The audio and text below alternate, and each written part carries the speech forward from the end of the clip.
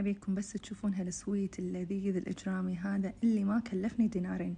تخيلوا طلع معاي 56 قطعة سويت، والمقادير بسيطة، ومثل ما قلت لكم التكلفة جدا قليلة. 3 مكونات نحتاج: كاكاو، حليب بودرة، وبسكوت دايجستيف.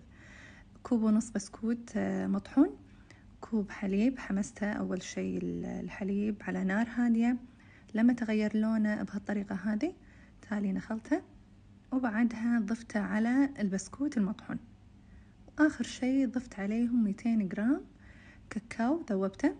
ممكن تضيفون عاد انتوا إضافات من عندكم تفنتقون، اللي حابة تضيف نوتيلا، قفشة نوتيلا، لوتس، أي نوع انتوا تحبون، كراميل.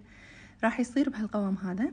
خذيته وحطيته كذي بقوالب سيليكون، ودخلته الفريزر للأمانة ربع ساعة. الثلاجة ممكن ياخذ وقت أطول، بس أنا كنت أبيه بسرعة يخلص، وصار عندي بهالشكل.